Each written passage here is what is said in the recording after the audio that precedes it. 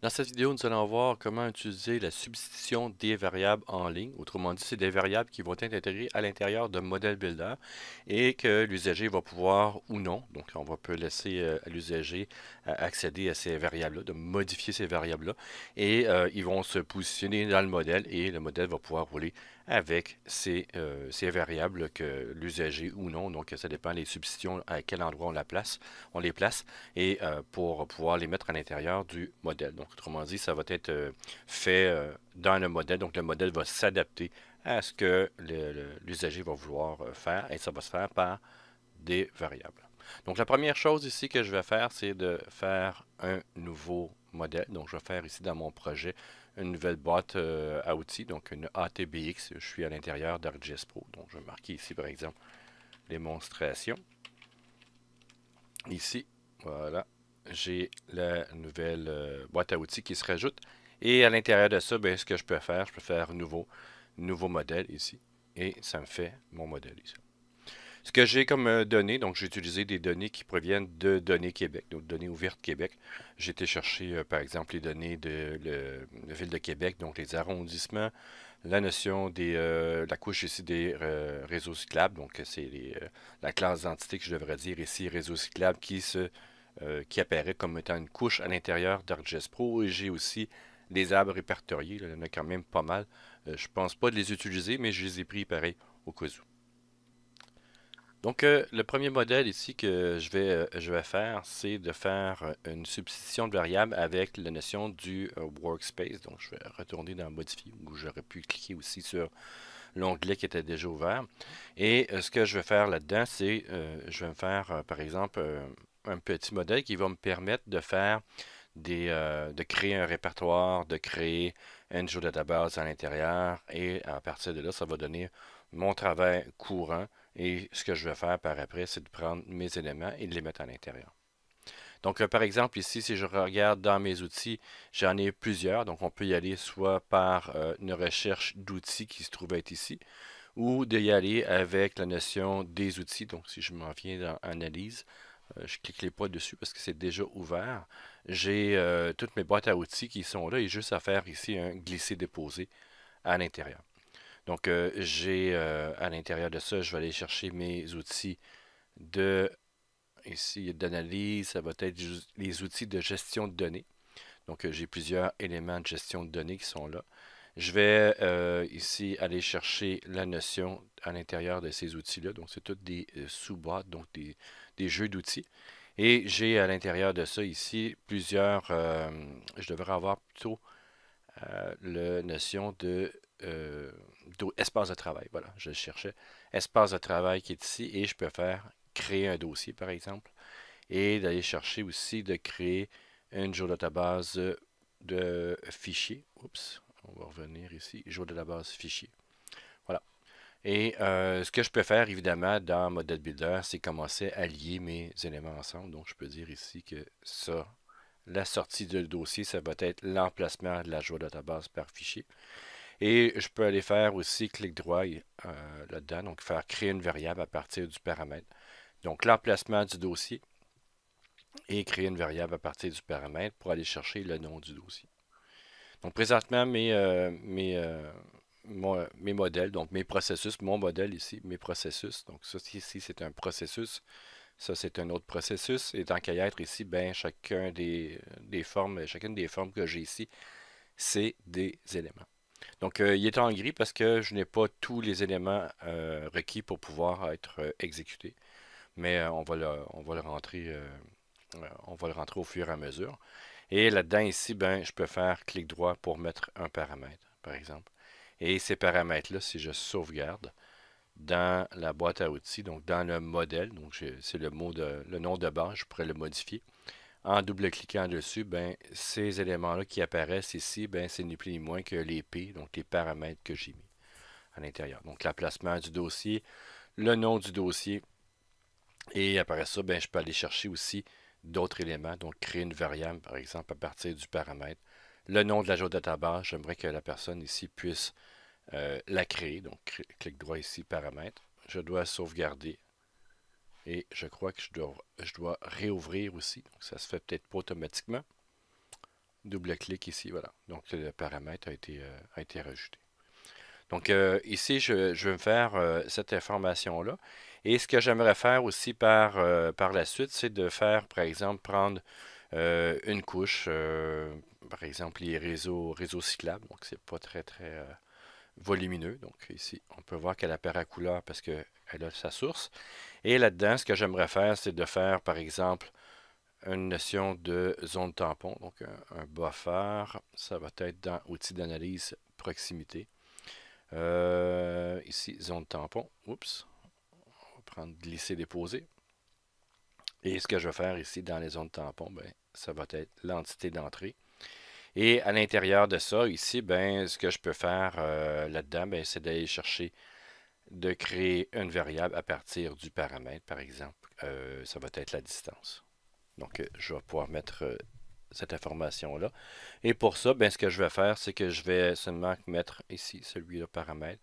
Par exemple, c'est un outil que je veux tout le temps qu'il se fasse, s'exécute sur la notion des réseaux cyclables. Ben, je le laisse réseau cyclable de fait. Donc, si on regarde ici, bon, je vais commencer à mettre mes éléments ensemble pour avoir un peu plus de couleurs, donc de mettre les informations à l'intérieur de mes éléments. Donc, dans ce cas-là, ici, ce que je vais faire, c'est que je vais l'envoyer dans CTEM. Donc, on peut soit le taper comme ça ou aller chercher ici. Donc, le nom du dossier que je veux créer, par exemple, ça va être démo. Donc, on peut voir que ça devient en couleur. Donc, il y a tout le minimum pour pouvoir rouler. Dans la database ici, ben, je peux dire le nom de la database ici, ça va être démo. Donc, ici. Et ce que je vais faire là-dedans, c'est dans les notions de zone tampon, ben, ce que je vais vouloir rentrer à l'intérieur de ça ici, ben, c'est une valeur. Donc, je vais rentrer des valeurs par défaut, par exemple 1 mètre. Donc, c'est juste pour dire. Et en sortie, ce que j'aimerais, c'est que la sortie de zone tampon soit faite à l'intérieur de la database en sortie. Donc, ça, c'est l'élément que je veux avoir. Ce que je devrais faire en plus de mettre mes variables, là, ici j'ai mis des variables de base. Donc ce que j'ai rentré ici de cette manière-là, c'est des variables qui vont se retrouver de base. Donc si je rentre rien, c'est ça qui va avoir dans mon modèle. Donc si je double-clique sur modèle, vous pouvez voir que c'est les noms par défaut. Donc évidemment, je peux changer les informations à l'intérieur. Ça, il n'y a aucun problème. Si vous ne voulez pas avoir d'éléments par défaut, évidemment, vous ne renseignez pas les éléments paramètres. Et ce que je vais faire ici là-dedans, je vais avoir un petit problème si je le laisse rouler comme ça. C'est qu'il va créer ici le dossier, créer le jeu de base. Il va me faire une zone tampon et la zone tampon risque de rouler plus rapidement que la création. En tout cas, il risque de ne pas rouler dans les mêmes synchronisations, dans la même période de temps. Et ce que ça va faire, c'est que la géodatabase ici par fichier, je vais lui demander avant de partir zone tampon, attends que la géodatabase par fichier soit créée. Et à partir de là, ben, tu vas pouvoir lancer ce processus-là qui devrait en principe se faire en deuxième. Donc, quelquefois, dans beaucoup de cas, le modèle Builder va comprendre la structure, puis il va le lancer dans le bon ordre. Donc, dans le bon ordre d'exécution. Et pour être bien sûr que ça se fasse, donc ce que je peux faire ici déjà là en partant, c'est de dire ici que avant de faire zone tampon, attends que la database soit créée. Donc, en faisant une flèche comme ça ici, et en disant condition préalable, ça veut dire tu ne peux pas être exécuté, zone tampon ne peut pas s'exécuter tant ou aussi longtemps que j'ai pas cet élément-là en sortie. Donc, on s'assure au moins que la base de la donnée a été faite. Donc, le contenant, dans ce cas ici, c'est l'ajout de database par fichier. Et une fois que ça va être fait, ben là, on va pouvoir faire la structure ici. Donc, l'autre élément aussi que je vais faire, c'est que dans database de fichiers en sortie, donc je pourrais renommer ou le laisser comme ça. Donc, je pourrais renommer si je le veux. Je vais le garder comme ça ici et je vais juste faire copier. Et moi, si je veux que chaque élément sorti soit à l'intérieur de la database par fichier ici, ben, ce que j'ai à faire là-dedans, c'est que plutôt que de dire ici, ben, va dans tel élément pour pouvoir faire tes informations ici, ben, ce que je vais dire ici, ben, prends l'information qui est là, donc tout ce qui est avant le nom de sortie, donc il va l'appeler ici VDQ réseau Scilab buffer 1.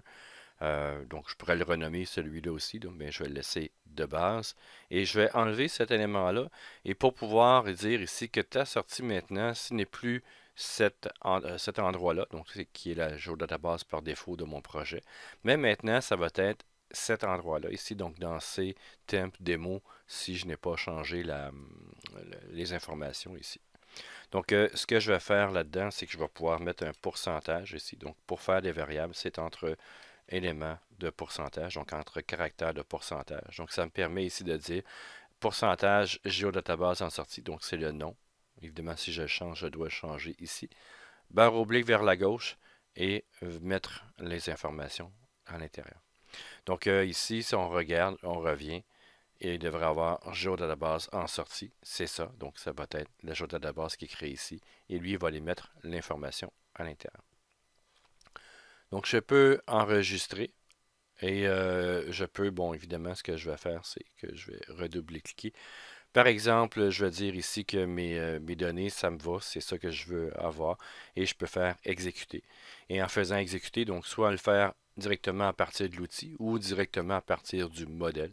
Donc ça dépend. Ici, je le fais à partir du modèle. On va pouvoir voir les informations se faire. Donc, il a déjà créé la base, ça a été hyper rapide. Et donc, on n'a pas eu le temps vraiment de voir que ça s'est créé ici. Ça a été hyper rapide. Puis, on a vu zone tampon a pris un certain temps. Donc, ça a été fait. Et ce que je peux faire, donc, on voit aussi que c'est en ombragé. Donc, quand c'est en ombragé, c'est que les éléments ont été exécutés. Et dans la notion de réseau cyclable ici, je peux faire un clic droit et je peux demander de rajouter à la carte. Donc, le buffer va se faire là-dedans. Et si j'enlève, si je zoome ici, on va voir que les buffers, il va y avoir un buffer qui a été fait. Donc, et si on regarde à l'intérieur de mon catalogue ici, je m'en viens dans mon dossier temp. Je devrais avoir un dossier démo, donc il faut que je fasse actualiser. Un dossier démo dans lequel j'ai une database démo, dans lequel j'ai le buffer qui s'y trouve. Donc, tout a bien fonctionné. Donc, ça, c'est une manière pour faire la substitution de variables en ligne. Donc, vous l'avez ici. Et ce que je peux faire aussi pour la suite, donc pour faire un autre élément de variable, donc un autre exemple, ça serait de faire, d'utiliser une expression, par exemple, et de demander à l'usager de choisir quelques éléments. Ce que je vais faire ici, je vais enlever ceci. Donc, je vais tout enlever. Ce que je vais faire, c'est de mettre, par exemple, les arrondissements. Je veux avoir le réseau cyclable. Par exemple, la personne va pouvoir choisir à quel endroit le réseau cyclable, ici, de faire un découpage du réseau cyclable selon un choix d'arrondissement. Donc, on va avoir. Et là-dessus, ce que je vais faire là-dedans, donc dans mes outils, donc si je m'en viens dans les outils de géotraitement, donc on va revenir en arrière. Je vais avoir besoin de l'outil de sélection. Donc, je pourrais faire déjà ici une recherche, sélection. Sélectionner ici, donc les outils d'analyse, ce n'est pas des outils d'image. Donc, ici, ça va être celui-là. Donc, ça fonctionne aussi comme ça. Je vais dire ici, dans la sélection, ça va être les arrondissements qui vont rentrer. Donc, ici, ça va être les entités en entrée. Je vais créer une variable à partir des paramètres pour aller chercher l'expression. En sortie ici, et par après, ce que je vais faire, c'est que je vais faire découper. Donc, découper qui est là. Et voilà. Donc, découper, ça va être entre autres le réseau cyclable. Donc, il va être un jeu d'entrée en entrée. Et l'outil de découpage, ça va être la sélection de l'usager. Donc maintenant, ça va bien. Je ne mettrai pas de paramètres ici, là-dedans. Je vais mettre qu'un seul paramètre pour voir, vous montrer comment ça fonctionne. Et là-dedans, ce que ça va faire, c'est que selon une expression ici, l'expression que je pourrais rentrer, c'est sélectionne, bon ici c'est tous les arrondissements. Donc par exemple, sélectionner le nom qui est égal par exemple à Beauport. Donc, par exemple, ça ici, ça serait une sélection. Et à partir de la sélection résultante ici, ce qui va arriver, c'est que ça va se découper. Donc, ici, donc ça va prendre la sélection et ça va découper selon l'arrondissement Beauport, par exemple, ici, les réseaux cyclables. Et la sortie, je le laisse dans la géodatabase par défaut du projet. Donc, j'en ferai pas d'autres éléments. Je vais juste marquer ici réseau cyclable. Bon, tiens, je vais le laisser clip. Ça va être parfait. Et maintenant, ce que j'aimerais faire, c'est de laisser à l'usager le choix de l'arrondissement. Donc, ce que je peux faire, c'est de créer ici un clic droit, faire une nouvelle variable. Ça va être une chaîne de caractères, parce que je vais l'inclure à l'intérieur de l'expression. Et je le mets comme ça ici. Et la chaîne ici, ce que je peux faire, c'est, bon, je peux le laisser comme ça. Je peux renommer. Donc là-dedans, ici, ça veut dire, dans l'expression, ça serait de mettre, par exemple, arrond. Hein, arrond, ici. Donc, au lieu d'arrondissement, je mets arrond. Et dans l'expression, ce que je peux faire ici, si je fais ouvrir, ben, je peux transformer mon expression qui est de manière graphique en expression SQL. Donc, je peux cliquer ici. Et on voit la notion de ce que j'ai besoin pour faire ça. Et moi, ce que je vais faire, c'est que l'usager va choisir l'arrondissement. Donc, moi, ce que je vais faire, c'est que je vais mettre en pourcentage ici mon élément arrond, ici, pourcentage qui est là. Si je zoome, vous voyez que l'arrond ici, c'est la même chose qu'ici. Et une fois que ça va être fait, ben, et je vais juste avoir besoin de changer ça ici. Et ça, va être un paramètre. Donc, pour l'instant, il faudra s'assurer que la personne qui, euh, qui va rouler le modèle ici, ben, va connaître par cœur, sans faute de frappe, par exemple, qui veut utiliser Beauport, ben, ça serait ça ici et je peux faire exécuter. En principe, ça devrait fonctionner. Donc, ici, il n'a peut-être pas à rajouter la carte. On va faire ajouter la carte. Et Beauport ici, ben, l'élément de Beauport, je me souviens plus c'est quelle couleur. Devrait être vert ici. Et si je mets une couleur un peu plus contrastée, par exemple, on va y mettre un rouge. Voilà. Donc, il est vraiment fait un clip. Mais la personne doit savoir sans faute de frappe, de la bonne manière, le nom. Bon, Beauport, c'est quand même pas compliqué, mais si on a des combinaisons comme Sainte-Foy, Sillery, Cap-Rouge, ben, c'est peut-être pas évident, donc si on ne connaît pas. Donc, dans ce cas ici, ce que je peux faire là-dedans, c'est de revenir à mon modèle. Et là-dedans, ici, dans les propriétés de de mon modèle ici, donc dans les propriétés, je peux aller chercher les paramètres. Et dans les paramètres, j'ai un paquet de choses que je peux changer, dont la catégorie, faire filtrer, faire une dépendance, ainsi de suite. Et je peux ici de dire que le type, ben, c'est soit dérivé à partir d'un champ de cet élément-là, ça pourrait être le cas, qui est facultatif ou qui est requis. Et vous avez aussi les types, donc le nom, l'étiquette, le type aussi que je peux avoir à l'intérieur de ça. Et je pourrais dire ici que le filtre que je vais avoir, c'est une liste de valeurs. Donc je vais faire avec une liste de valeurs dans ce cas-là. Et la liste de valeurs que je vais laisser aux usagers, ben, ça va être Beauport. Je ne les ferai pas tous, là, mais vous allez comprendre la manière que c'est fait. Et je vais en faire un autre, par exemple. Ça va être, par exemple, la cité Limoilou. La cité Limoilou. Puis tiens, en troisième ici, je vais mettre les rivières. Les rivières. Voilà. Et ce que ça permet de faire là-dedans, c'est que ça va offrir à l'usager un menu déroulant. Donc, ça va être plus facile si quelqu'un, par exemple, ne connaît pas la région ou ne sait pas vraiment le nom par cœur de l'élément en question à choisir. Mais en double-cliquant ici, je devrais avoir... Oh, puis il ne l'a pas fait. Je n'ai pas enregistré. Ça se peut que ce soit juste à cause de ça. Voilà. Donc, c'était l'oubli de ma part. Et là-dedans, bien ici, on peut choisir, par exemple, les rivières. Je fais exécuter. Et en sortie, là, il va écraser le bas. Ici, ça va être le découper, le découpage. Je vais le rajouter aussi à la carte. Il devrait être déjà là. On va aller voir. Buffer ici. J'ai un peu trop d'éléments. Je vais le refaire faire à moins que si je fais rajouter à la carte. Ouais, donc il apparaît ici. Donc je l'ai fait rajouter à la carte. Et là-dedans, j'avais utilisé, je pourrais aller voir dans, c'est les rivières.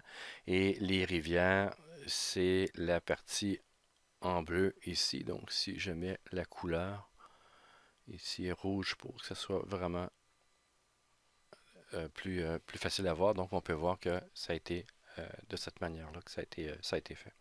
Donc, ça permet de faciliter les éléments donc pour chacune des personnes qui veulent utiliser les, euh, les modèles, donc des outils, mais sans être vraiment connaisseur en géomatique, ou même si on connaît très bien la géomatique, bien, ça peut être aussi des raccourcis pour aller plus rapidement, donc de faire étape par étape.